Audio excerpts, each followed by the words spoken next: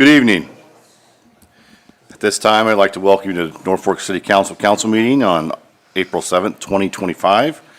I'd like to call this meeting to order and inform the public about the location of the Opens Meeting Act posted in the City Council chambers and accessible to members of the public. At this time, I'd like to ask for a moment of silence followed by the Pledge of Allegiance.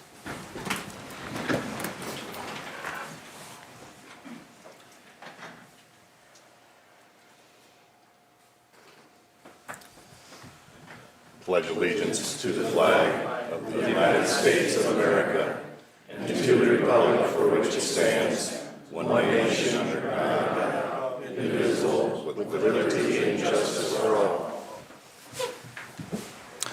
Roll call, please. Granquist. Here. Arns. Here. Webb. Here. McCarthy. Here. Beckman. Jensen. Here. Langy. Here. Hildebrand. Here.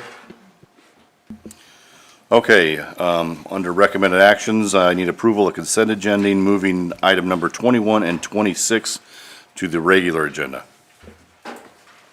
I'll make a motion to approve. All right. Second? We have a motion, a second. Please vote. Your Honor, I'll be abstaining from this vote. Okay, anyone else? All right, please vote.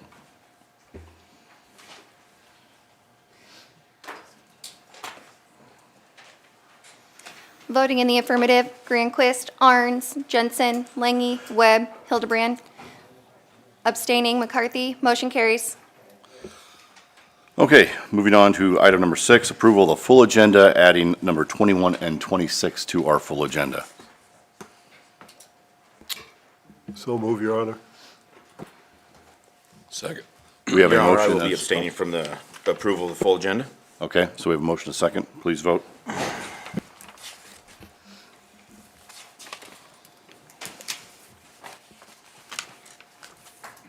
Voting in the affirmative, McCarthy, Granquist, Arns, Jensen, Langy, Webb. Abstaining, Hildebrand. Motion carries. All right, this brings us to our special presentations this evening. We'll start with item number 32, proclamation for April 2025 as Fair Housing Month. Fair Housing Proclamation reads as follows. Whereas April 11, 2025 marks the 57th anniversary of the passage of the U.S. Fair Housing Law, Title 7 of the Civil Rights Act of 1968, as amended with communications of the National Fair Housing with regard to race, color, creed, national origin, sex, family status, and handicap, and encourages fair housing opportunities for all citizens. And whereas the Norfolk Housing Agency and the Norfolk Housing Development Division of the City of Norfolk are committed to highlighting the Fair Housing Law, Title 7 of the Civil Rights Act 1968, by continuing to address discrimination in our community, to support programs that will educate the public about the right to equal housing opportunities, and to plan a partnership efforts with other organizations to help ensure every American of their right to fair housing. Now, therefore, be it resolved that I, Shane Clausen, Mayor of the City of Norfolk, Nebraska, by the power vested in me, do hereby proclaim April 2025 as Fair Housing Month. And at this time, is there anybody here to accept the, yep. Rita's here. You want to come forward? Anybody else from your department want to come? Okay. Rita, if you want to say some things, then I'll come down and. As you all know, I'm new here, so I'm getting to know the community, but you have a great community, and I know that they promote fair housing and are trying to do many great things for the people of the city. So we'll just keep trying to do that. And Fair Housing Month's a great time to talk about it, and so we're trying to do some campaigns on that as well. And Rita, let everybody know how long you've been here now? I have been here since November of 2024, so just a short time. Been in housing a long time, but up here for a short time, so. Well, we're glad to have you. Thanks for coming tonight. See, we got some squeaks over here. We need. Thank you. All right. 3, 2. We'll have to get the housing authority here to fix this.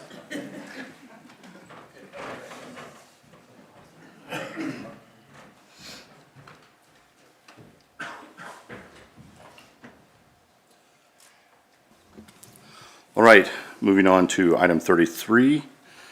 We're going to a special medal certification presentation for 2 Norfolk veterans. Good evening, everyone. It is a privilege to stand before you today as we honor 2 men who answered the call of duty during one of history's most defining moments, World War II.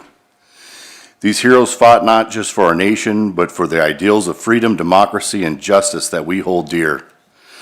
Last year, Governor Pillen announced a new program to commemorate Nebraska's living World War II veterans. 80 years ago, and Alliance forces accepted the unconditional surrender of Germany's army forces, bringing about the end to World War II in Europe. Over 140,000 Nebraskans served in World War II, with over 800 still living today. To commemorate their sacrifice, Governor Pillen created Nebraska's World War II Recognition Medal with the initiative to keep our veterans' stories alive. Governor Jim Pillen's World War II Veteran Recognition Program is more than just an acknowledgement of service. It is a profound gesture of gratitude, ensuring that the bravery and sacrifices of Nebraska's greatest generation are never forgotten. Through this initiative, we are taking an important step in preserving the stories, experiences, and contributions that these remarkable individuals, recognizing them not just as veterans, but as the backbone of our nation's enduring strength. World War II veterans are a living testament to resilience, sacrifice, and duty. Their courage on the battlefield, their perseverance in the face of adversity, and their unwavering commitment to our country shape the world we live today. As time passes, it becomes even more critical to honor their legacy and express our heartfelt thanks to all they have done. This evening, we are especially honored to recognize two of Norfolk's own surviving World War II veterans, Willard Johnson and Orville Eden. These extraordinary men stood in the defense of our nation during one of its most challenging times, embodying the courage and determination that defined the greatest generation. Their service and sacrifice serves as an inspiration to us all, and it is our privilege to celebrate their contributions here tonight. Governor Pillen's program seeks to do just that, by ensuring these heroes receive the recognition they deserve, whether through commemorative ceremonies, official proclamations, or personal tributes. This initiative stands as a symbol of Nebraska's deep respect and appreciation for those who served in the Second World War.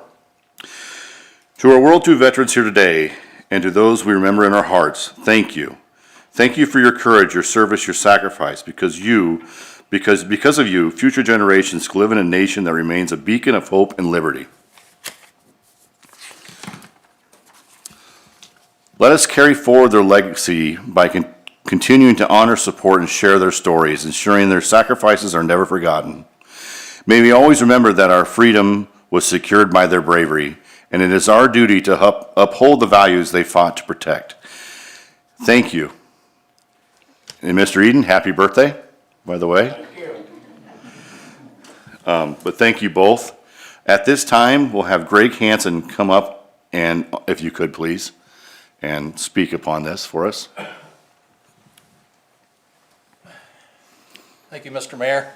I really don't think there's a whole lot that I can say that you haven't said in that speech. So I'd just like to let you know that Mr. Eden is enjoying his 99th birthday today, and Willard Johnson is 100 years old. So, and his beautiful bride's 99. Not quite. So, but anyway, if you'd like to do the honors to hand them there. Yeah, well, is there anybody else this time who'd like to come up and say any words on behalf before I come down there? Okay.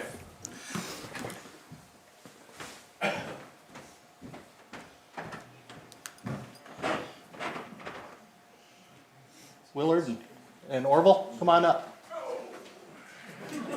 I need a motor on this.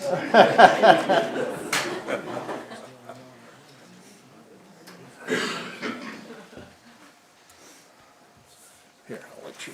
You stand next to Mr. Mayor there.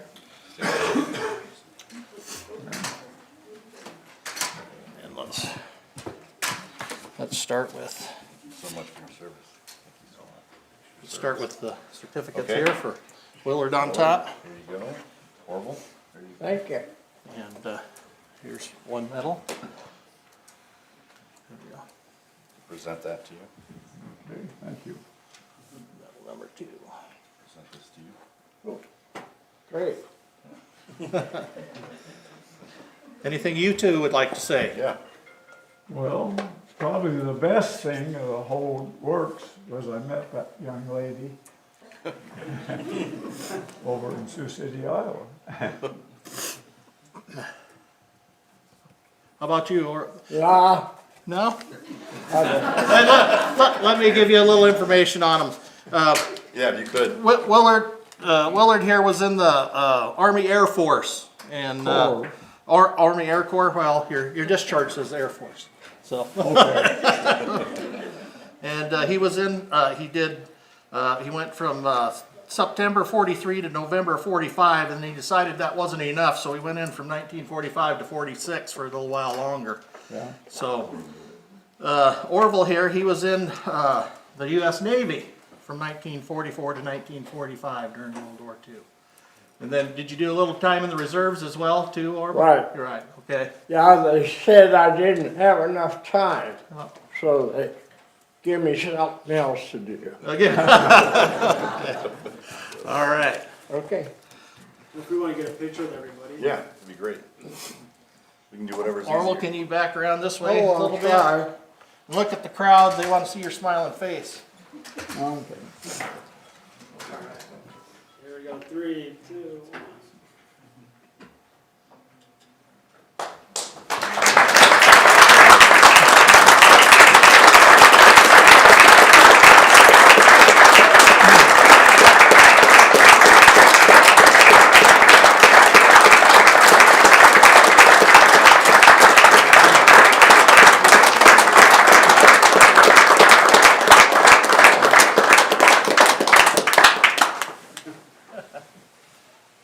Any instructions now, Kaylee, or? Go ahead. Tell us what we need to do. Head back. We're gonna kick you out now. Well, at this time, we'd ask that if you would like to join, please feel free to step outside for a special exit this evening in honor of our 2 veterans. We'll take a quick recess, and those who want to join us can.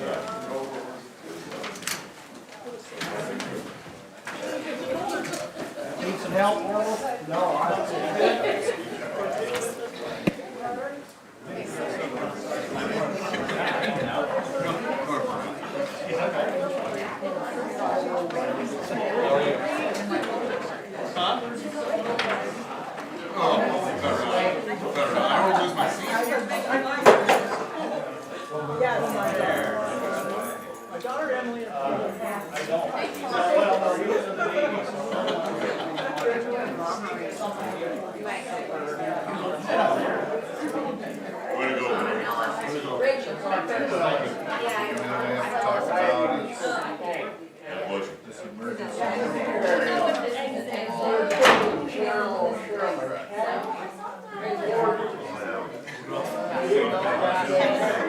They changed up the keynote, that's all out. We changed up our city council schedule. Normally it's in a week from now, but I've been doing my best. And now it's 4 days ago that I got keynote. Yeah, because you get chemo, got a few days later, it's right? Yeah, about 3 days after you get it, it takes like about 3 days. This is like day 3.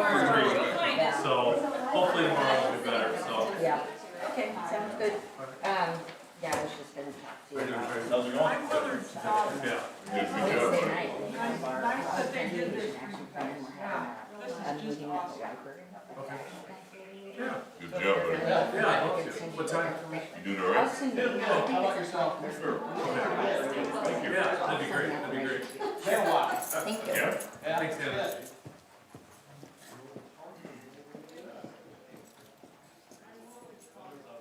You know that? Did you know the one about the boys? The older gentleman? Yeah. No, Willard died in Willard from the gun club years ago. Oh, really? What's his last name? Johnson. He's a friend of Orf Carlisle's and those guys. Was he? Yeah. Yeah, he was always cranking out,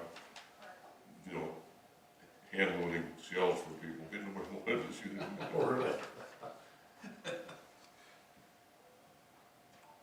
Yeah, one time I watched him load some rifle shells.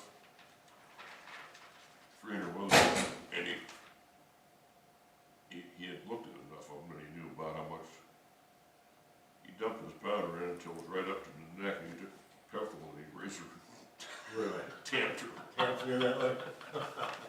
I thought, whoa, Pretty precise. little light, little more pressure in there. Yeah.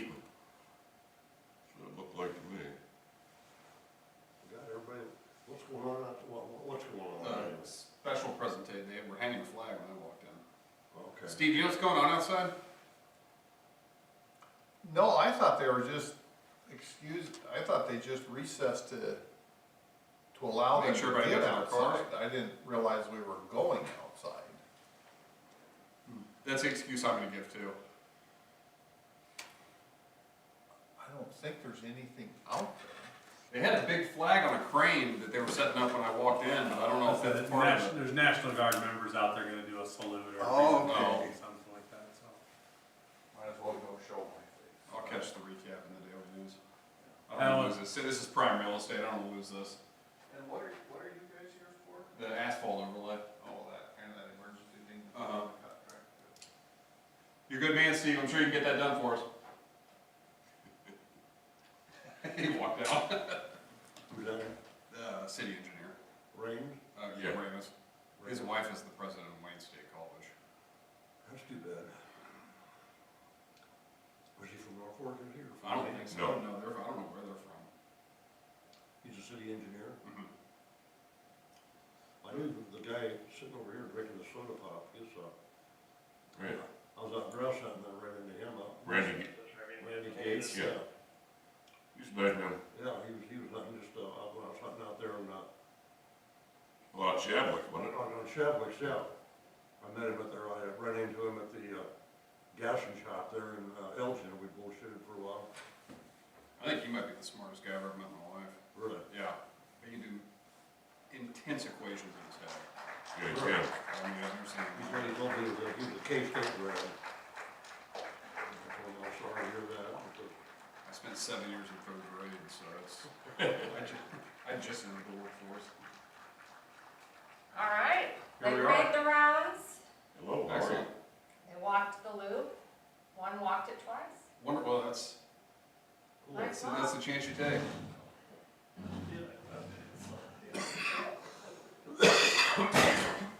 How are you doing, man? Good. Got a little TV or what's going on it's here? a joke. It just came on the news. Just some white tuberculosis, nothing to be worried about.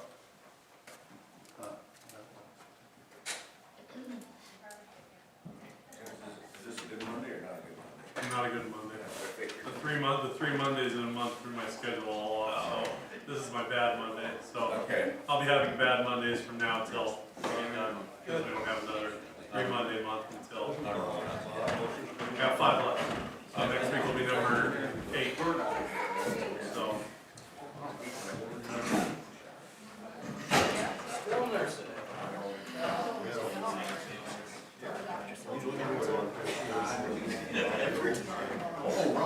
Rob, that's helped me. Oh, Yeah, he was city council for a while. He dropped out, got beat out. No, he's retired. He retired in his wife's time, and he's kind of, furniture refurnishing it, lobby, and doing some ads. He can still do some stuff from here. I think so. I think he does as much as I do. We need a couple bucks for beer, go and cut a commercial. He's a woodworker and makes furniture and all kinds of stuff. Really? So he made me a table for mother and, I bought something years ago. I had just paid for it. Copy good.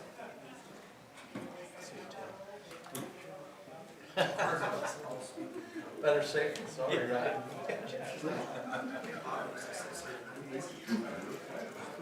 That's what I said, man.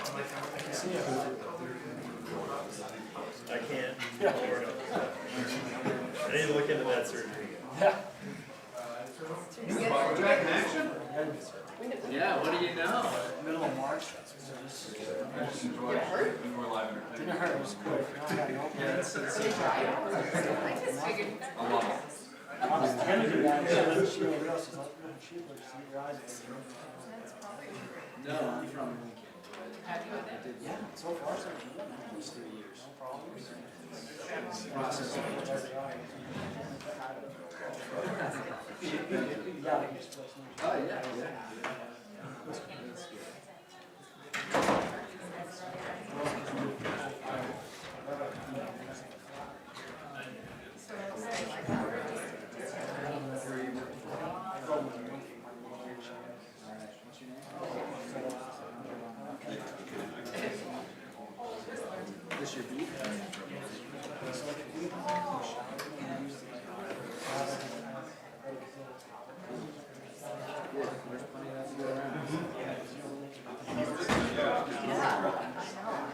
I think we still have some people coming back in, so we're still missing our administrator here, so we'll give him a minute.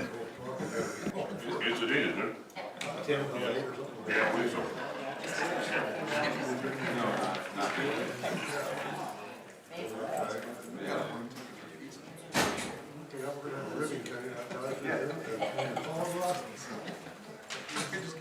We got fans, we're just getting that.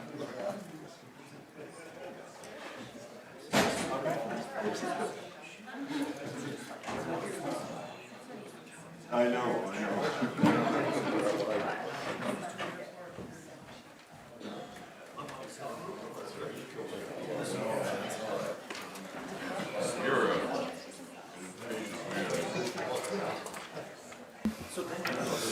All right, we'll call this meeting back to order from our quick recess there. I think that was well worth it. That was quite a presentation. Thanks to everybody who took part in putting that together.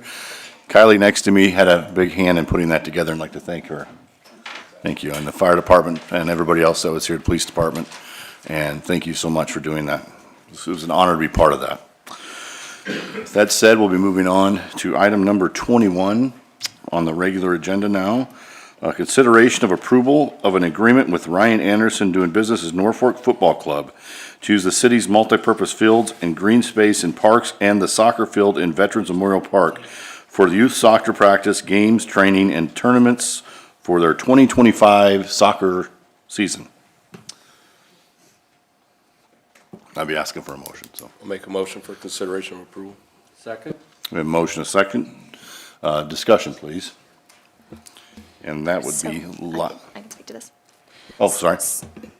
So I do understand that before the meeting, there were a couple questions related to this agreement. However, there are no park representatives available for discussion on this agreement this afternoon. So at the request of our council members and our parks representatives, we ask that this agreement be tabled to the next city council meeting. I'll make a motion that we table consideration approval agreement with Ryan Anderson and the NFC Football Club. Second. Okay, we have a motion to table now. Any discussion, any further discussion? Seeing none, please vote. All council members voting in the affirmative, motion carries. All right, we are on to item number 26. A motion in consideration of approval to award a 3-year mowing contract to Hildebrand Mowing, Inc., DBA HMI Landscape Service to provide right-of-way mowing service for designated highways and streets areas in the amount of $264,090. Move consideration, Your Honor. Okay. Second. We have a motion to second. I need some discussion, and on this, we'll be looking to Steve. Yes, Mayor, Council, Will and Matt Ernesty are out of town, so I'll present this and answer any questions. Last year, so this is a sort of a continuation of a contract we put out last year. We did bid this. Last year, we only awarded a 1-year contract. There was an option to go ahead and award a second and third year contract. We did not pull the trigger on that. In conversation with Matt and Will, they felt it was going to be better for us to go out and rebid and clearly bid it as a 3-year contract. Potentially, we would get better bids. from potential bidders, knowing that it was more than just a single year. So we did put it out for, re-advertised it, put it back out. I think we got the two bids from a bid from Olson and a bid from HMI. And what's presented to you today would be to award the project to, I may have the name wrong here. Yeah, HMI Landscape Services for $264,090. They mow, I don't have the exact percentage, they probably mow 50% of the mowing that we do on our street systems. We mow street right-of-ways, we mow all of our flood control system, we mow, there's a couple dams in town that we also mow. So this is not moving 100% of the mowing that the street department does. Again, I would estimate maybe about 50% of the mowing that we do would be in this contract. It does free up 3 to 4 people per week that we redistribute back into primarily street maintenance work. So it allows us to focus more of those skills in street repair, street maintenance.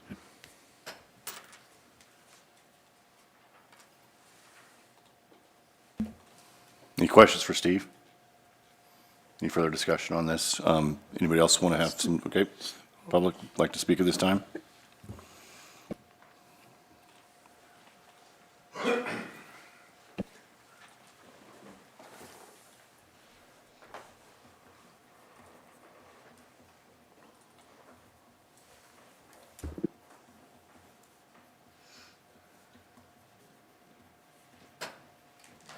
Jim McKenzie. Steve, you mentioned 3 to 4 people per week. I guess I would challenge that a little bit. When I've talked to street staff that used to do that mowing way back, it was basically one person full-time. So has anybody done a time analysis on that?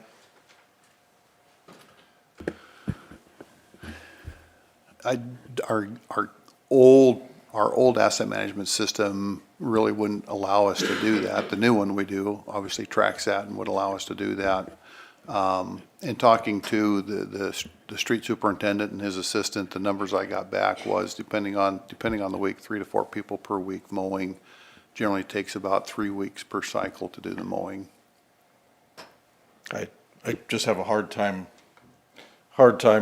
accepting that it takes that long to do that mowing cycle. I don't know if do you have 3 to 4 mowers that you even have that you're running all the time?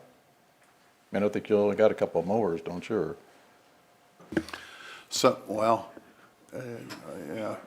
yeah, I was gonna say it includes the trimming too, which probably takes up almost as much time as just the mowing does.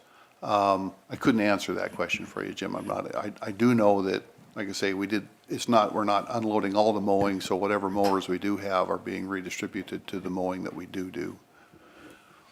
So I guess that's part of my concern is that price of almost $90,000 a year. I mean, if you have one person mowing full-time, 1,000 hours for 6 months worth of work, if you hire a retired person or somebody in the summertime, $20 an hour, $25 with benefits, it seems like we're paying an awful lot for that. Realizing we got equipment and all that other stuff. Anyway, so that's part of it. The other part, and I don't have any concerns with Corey on this, but my concern really involves having public officials bidding on city government contracts. It's not specific to anyone, it's just, is this the direction that we want to continue to go down as a city? There are specific state statutes that limit public officials and public employees from entering into contracts worth more than $2,000 unless the contract is awarded through an open and public process, which this is. But I am kind of troubled by the fact there's only 2 bidders. Do we need to do more advertising to get the best value for Norfolk citizens on all contracts? And then secondarily, have we been strictly following the requirements for an open and public process for any and all purchases and contracts over $2,000 that are awarded to public officials? I suggest that we need to review that. And is it fair for a public official or a public employee to bid against someone who is not closely affiliated with Norfolk City government?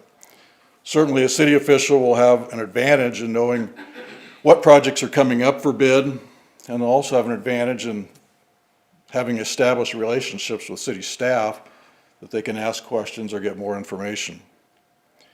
And what happens in an instance of non-performance or non-adequate performance of an elected official on a city contract?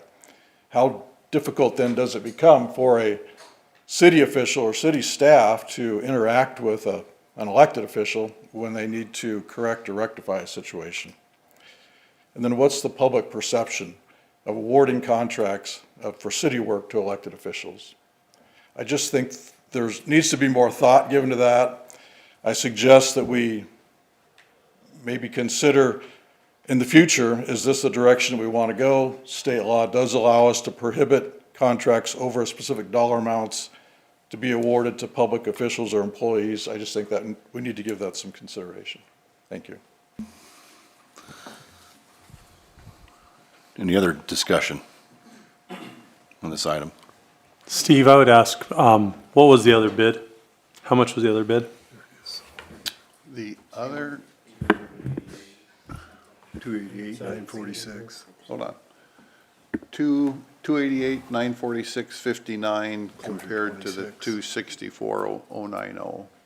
So I think, you know, to the extent that we do have two bids, I think the bidders certainly were seeing the same level of work. You know, there might be a little bit of different there between maybe newer equipment that was being built out, but just based on my view of the two bids, I felt that they certainly saw and were bidding on the same work, and that the work was generally, they were probably both bidding in general something close to the same level of activity, you know, whether that's X, you know, whatever number of hours they were bidding times their rate for equipment and rate for labor. It seemed like they were certainly looking at the same thing, bidding the same thing. You know, if we would have saw a factor of 2 or even a third difference between the bids, that would be a clue that they weren't necessarily seeing the same thing, bidding the same level of effort. So the other thing I would say is last year, I've been here about 7 years now, 8 years, and last year was the first year that I received 0 complaints about median weeds along the edge of the road or hanging over the gutter. So I did feel that, you know, having the contractor doing that work did enhance, I guess, the aesthetics of those corridors that those folks are working in. Evening, Thank Mayor, Council. Lyle Lott, Operations Guy for the city. Just to touch on a couple things there, we did post anything in a formal bidding process in excess of $30,000 in accordance with 2-110 city code. It does get posted in the lobby, which did take place this time. Got posted in the, listed in the newspaper in accordance with city code as well. And usually when we have unique projects, whatever nature it might be, if we know somebody's interested, we'll target that company, that business. And got an email from Matt saying he contacted 6 entities saying that this was on the docket for consideration and initially, and got these bids back, these 2 bids back. Questions? Okay. One of the issues that brought up was the performance on this particular project when obviously you stated that it looked better on the corridors. However, so you said you had a model you can use to figure what it is saving the city to put out to having a contract established with a, you know, an individual that's doing work for the city. And It's just we just put our new asset management system in place where anybody mowing would be keying that in. I can go back and look at the old system and see, you know, what ability I have to look at those hours for mowing in those specific segments. Generally, when we were out mowing, historically, we're out mowing. It's not specific to an area, and so we would have to look at the overall, what did we spend level of effort mowing across all the different components, and then try and carve that up, you know, based on a percentage of time or a percentage of area or something like that. But, so it'd be a very high-level look at what our cost is and what that cost savings is. Steve, what's our ability to vacate this contract without penalty? Do we have that ability? I might need to look to Lyle and Danny for that. Most of our contracts allow us to terminate the contract at any time. Is that, you know, Lyle, Danny, if there's a termination clause? I'd be happy to, if you want to give me a minute, maybe there's a comment going on, I'll look at that. Come on up. Just make sure and state your name and all that good stuff.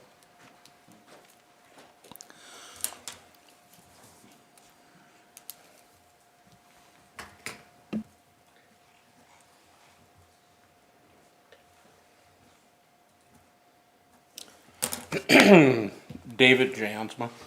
I have a question, maybe I misheard you or it's true. When you said you received 2 bids, I overheard your comment that you weren't sure if they were exactly the same. Is that true? You worded it that it gave the presumption that you think they were bidding on the same thing. Were they bidding on the exact same items that they had to accomplish? Yeah, in the bid document itself is very clear as to what they're bidding in terms of the mowing, where they're mowing, what they're mowing, how many times they're mowing it. So that's very clear. I was just saying that when you look at the value of the 2 bids, they're very close.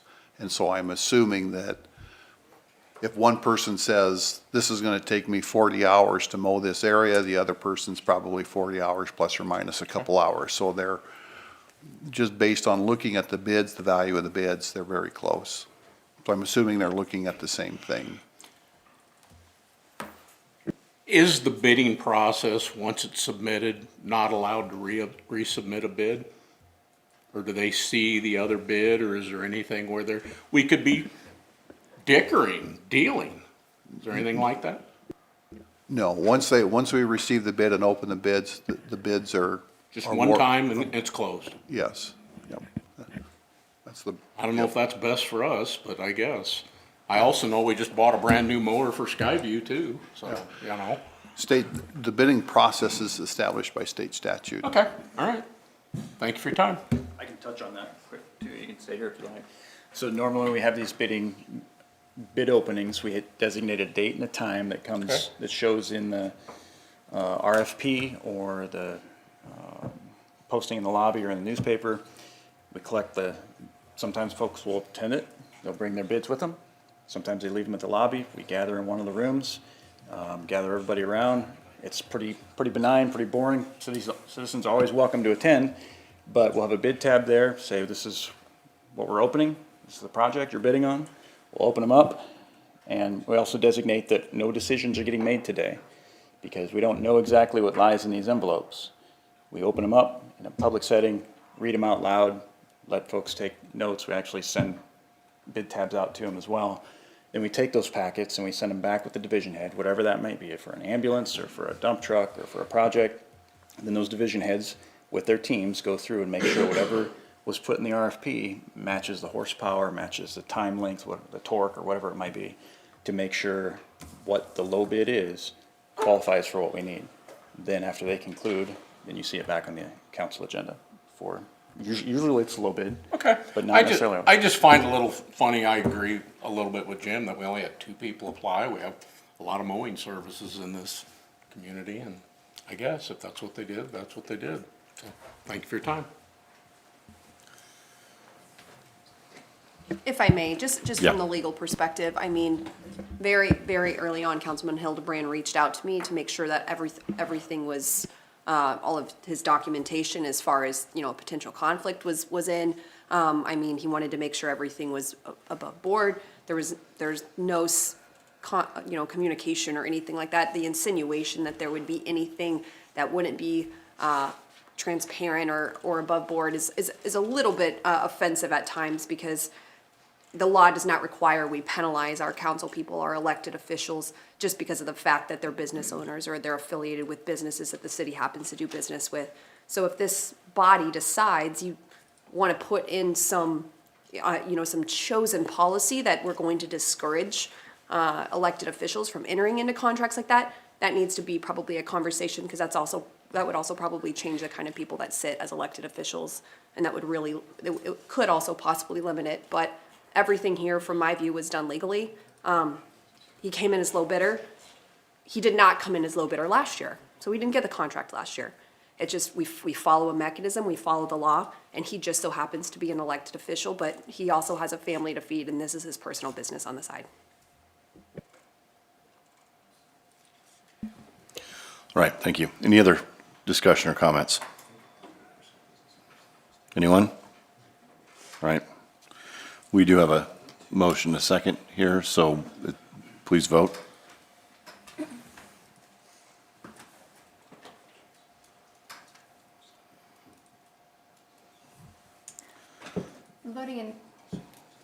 Voting in the affirmative, McCarthy, Grandquist, Arns, Jensen, Langy, Webb, abstaining, Hildebrand, motion carries. Okay, moves us on to item number 34 of the regular agenda. Motion to consider of authorizing an amendment to the July 15, 2024 interlocal agreement with Madison County for asphalt mill overlay to include Omaha Avenue between 37th and 45th Street for an estimated cost of $250,000. I'll make a motion for consideration. Second. All right, we have a motion, a second. Steve? Mayor and council, this was a very late add to the agenda last week. I'd received contact from a county commissioner that we needed to take a look at that portion of Madison or Omaha Avenue between 37th and 45th. And they strongly encouraged us to do the mill and overlay on that. They did not believe it would survive another 4 seasons into fiscal year 2026. So we did go down there and take a look at that. And they're correct. We're starting to see a lot of washboarding start to occur, both eastbound and westbound, kind of more in the western half mile of that section. This was a section that was on our to-do list here a couple years ago, and just due to budget constraints, we decided to push that forward a little bit. I did attach to the agenda as kind of the background information. Last July, we entered into an agreement with Madison County to do some repairs on 45th Street in that section, probably about a quarter mile south of Omaha. That is a section of city limits in that area, and that was also starting to experience a lot of development of washboarding. Generally, that's due to a high oil content in the mix, as well as tends to occur under higher loading, so heavier truck traffic loading. Because the county is going to be in that area already doing some work for us on the agreement, and because they did get a very good bid on the work for this fiscal year, we would like to add this mill and overlay for that mile section from 37th to 45th and accomplish that this season. This was voted on and turned down by council about a year ago, right? Yeah, I was curious to the dollar amount we were looking at back then. I thought it was closer to 400,000. I think that was for at that time, we were looking for the full 2 mile section, Okay. all the way from 25th out to 45th. We're currently working on plans to do that. That's part of the mill and overlay project that we'll bid out internally. We did have some conversation, do we just add the whole thing to it? That's a little bit different in that section. We're gonna be doing some full depth removal, some subgrade stabilization. That first half mile west of 25th is concrete, so we're gonna be exposing that, rubblizing that. So the work is quite different. The work here that we're looking to add to the existing agreement is purely mill and overlay. So it fits in well with the county's project. The contractor would do that work for what they bid the county work at. Okay. Steve, where'd you get the 250 number from? The 250 number is, the actual number cranks out, if you just take the surface area times the nominal thickness of 2 inches, it'd come out to about $195,000 without knowing what they're gonna get into when they get there. When I was working on this, whatever that was, Friday morning, Thursday morning, I added a little bit of extra in there in case we run into, we need to do some, go full depth and do some soil stabilization or something, that the dollars are there for us to work with.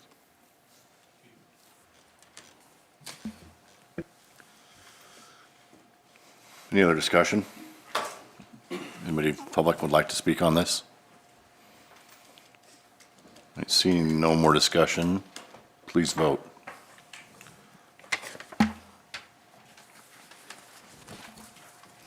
All council members present voting in the affirmative, motion carries. All right, we're on to our administration reports. We need a presentation of the annual comprehensive financial report for the fiscal year ended September 30th, 2024, along with the related auditor's letter. And we'll give that to Randy. Yes, that's the last item in your agenda packets. This was another good year for the city of Norfolk financially. Our net position increased from 193 million at the end of fiscal year September 30, 23 to 211 million at the end of fiscal year 2024.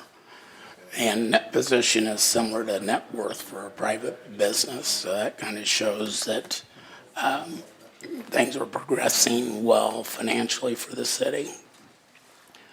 My presentation is going to focus on the citywide financial statements. Those are on pages 150 and 151 of the agenda packets. This includes a statement of net position, which is similar to a balance sheet for a private business, and a statement of activities, which is similar to an income statement for a private business. These are prepared on a full accrual basis of accounting, which is similar to what generally accepted accounting principles require for a private business. So this is normally somewhat easier for people to understand than some of the other methods of accounting. And we've got two other methods of accounting for financial statements in the Act. For one of those is a modified accrual basis, and that's what the governmental funds use to report on the fund level. And the fund level financial statements for the governmental funds focus on measurable, spendable financial resources. So the main difference between the modified accrual and full accrual is you can almost think of it like a set of cash basis financial statements with short-term receivables and payables and prepaids and those kind of things added to it. It's looking at what the government has going out the door soon and coming in the door soon to focus on not running out of funding for the governmental activities. The fund level financial statements also include proprietary fund financial statements.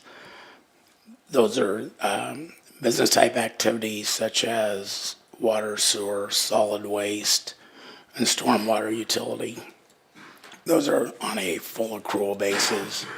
And then we have fiduciary fund financial statements which are money we're taking care of for other people. And by far the lion's share of our fiduciary fund activity is the city's retirement plans. We have police, fire, general employees, and a 457 plan. So we're just taking care of that money for the benefit of the employees when they retire. And that's also reported on an accrual basis.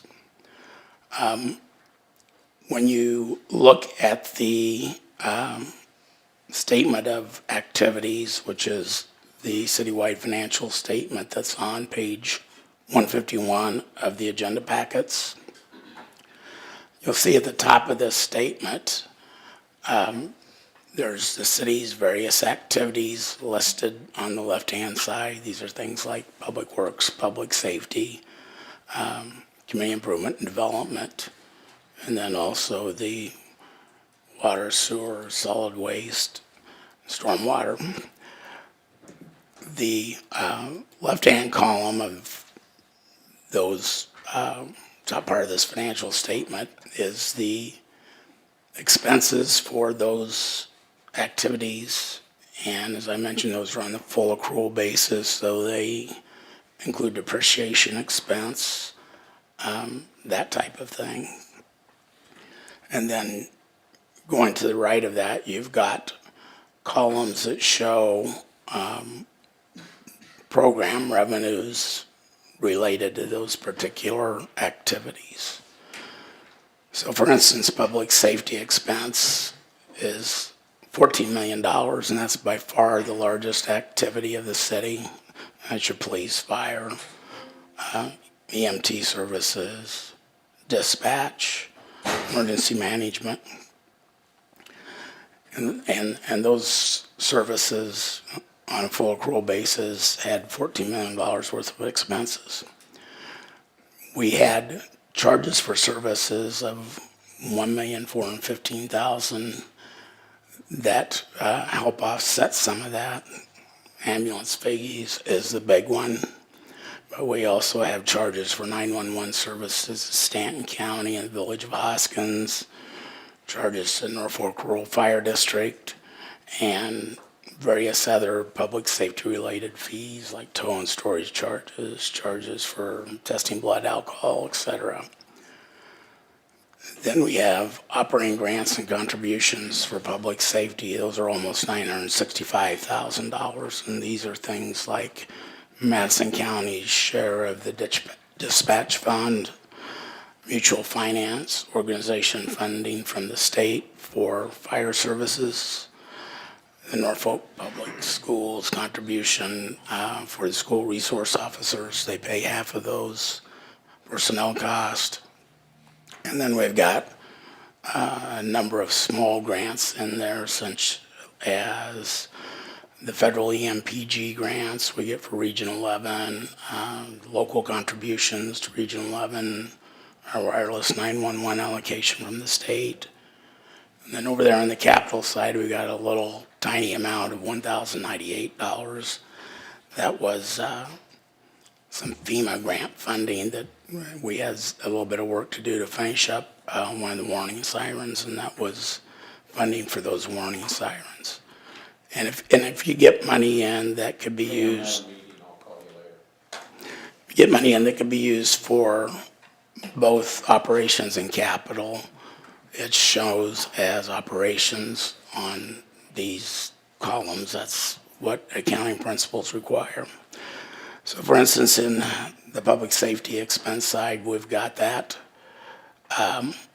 netting to $11,780,470 after subtracting those revenues that came in related to that. And that compares to $11,227,461 the prior year. Total program revenues for all governmental activities were pretty consistent with last year. We had 19.4 million approximately this year compared to 19.3 million the prior year. So very consistent. All the governmental activities had net expense, as you would expect.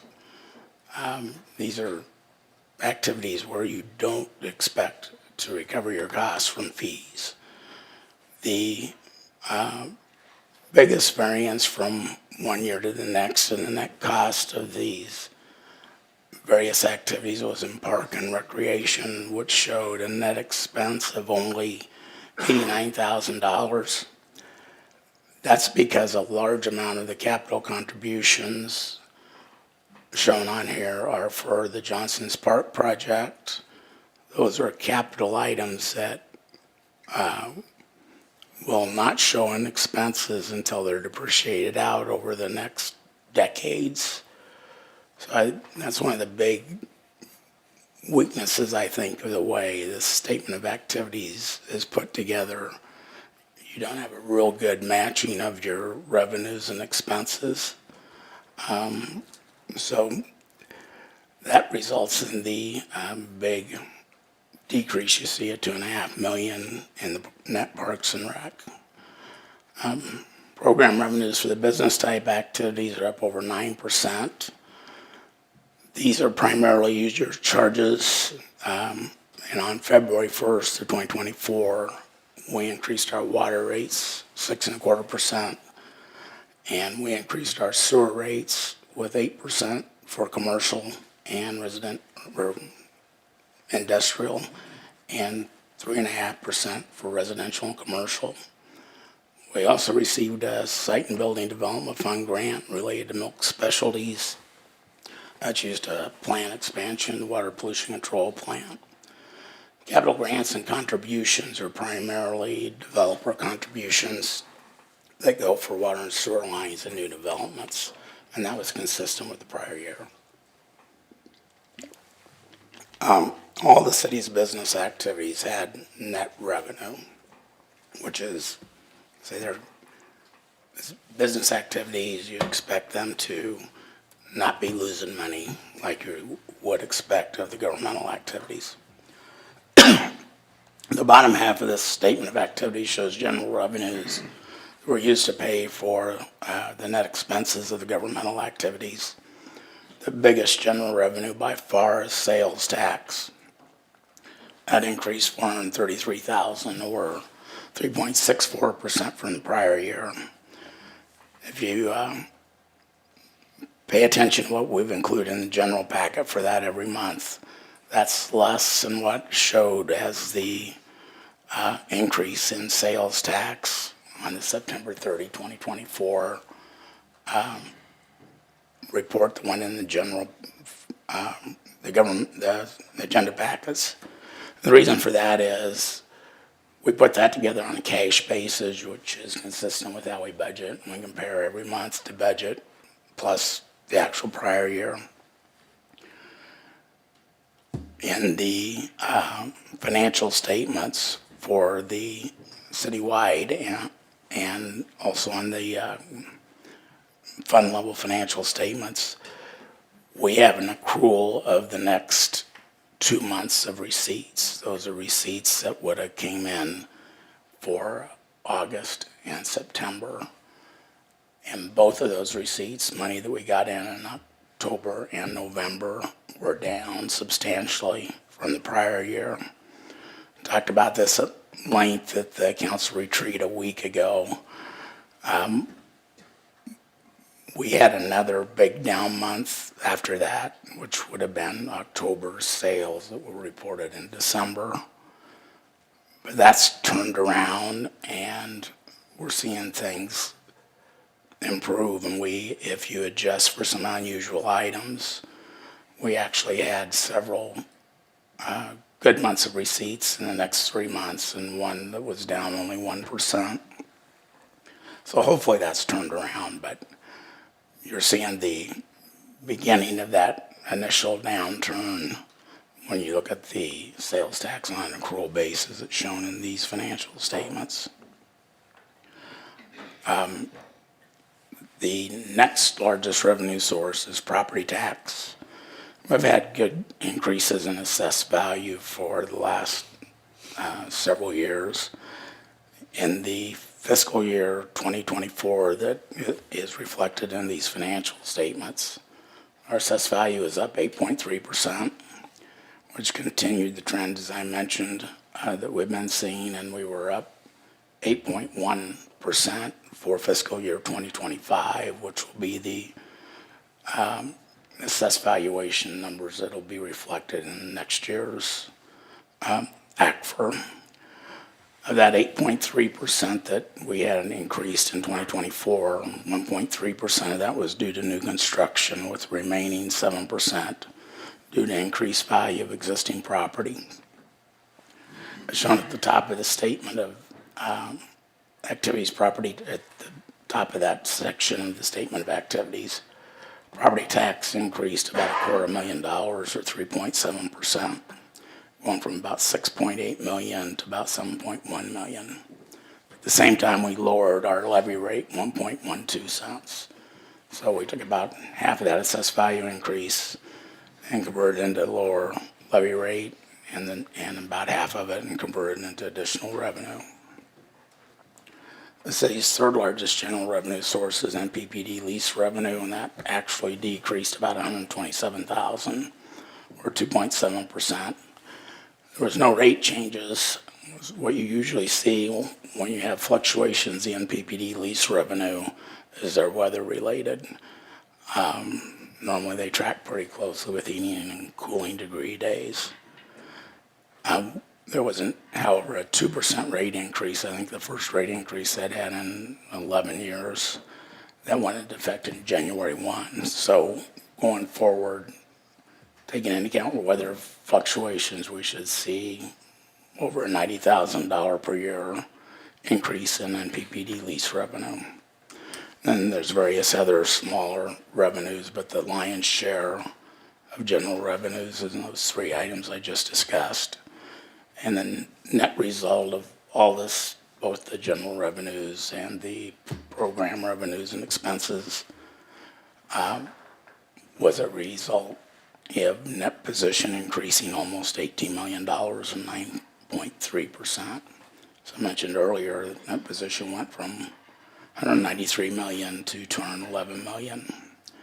And that carries forward to the statement of net position, or the city's balance sheet that's on page 150. As you can see at the bottom of the statement of net position, investments and capital assets increased almost $7.5 million, going from $140.6 million at the end of last fiscal year down to $48.1 million at the end of the current fiscal year.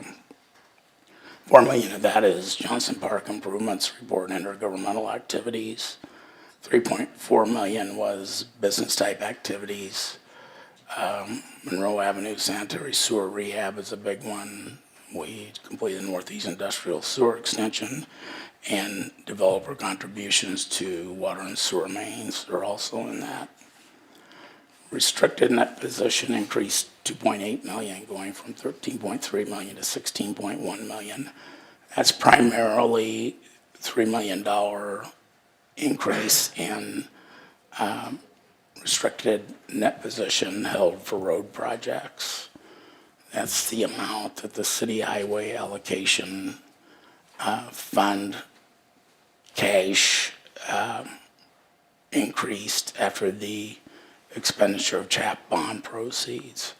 So it's the money we're accumulating in CHAF that we'll spend on street projects going forward. That's restricted by statutes to only be used for streets. So that's the big increase in restricted net position. And unrestricted net assets increased $7.8 million, and those are things that we don't have external restrictions on. And that went from $39.2 million to $46.9 million. And these financial statements are audited by Forbes Mazars, a CPA firm. They're a large international CPA firm. They're the 8th largest in the United States. Forbes' opinion on the financial statements is on pages 132 to 134 of the agenda packet. That's a clean report stating there was no instances of non-compliance, and the financial statements were prepared in accordance with generally accepted accounting principles. The single audit section of our ACFR begins on page 243 of the agenda packets, and that starts off with a schedule of expenditure of federal awards. And that shows we had $1.9 million of federal award expenditures, and all except about $100,000 of that was ARPA funding. $565,000, that was the city's own ARPA funding, that $4.2 million that we got. We also got money from the state for the in-river improvements for the Whitewater Park. That was about $1.1 million. And we got a small amount of ARPA funding, a little under $50,000 for park master planning. There's an additional $138,000 shown on there that's spread amongst a dozen smaller grants. There are several audit reports in that section, including the report on internal control related to financial reporting and compliance with laws and regs, report on internal control and compliance for a major federal program, which was ARPA, And all these reports are clean, they show no findings or question cost. And then following that's the management letter, which basically goes through that again, saying that they had no major disagreements with management or those types of things. So a good audit report, all clean, and a good financial year for the city. I'd be glad to answer any questions. Any questions for Randy?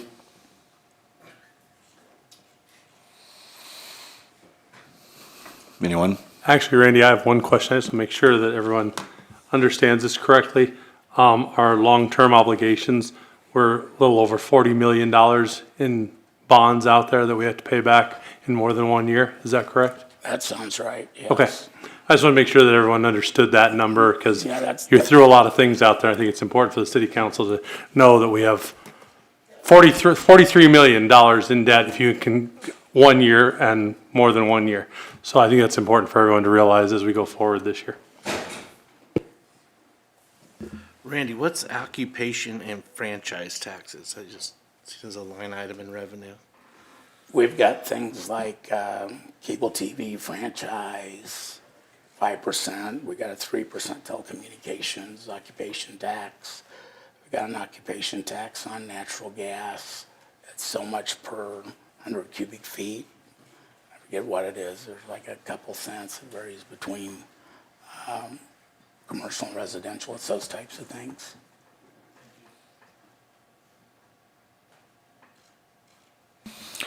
Anyone else?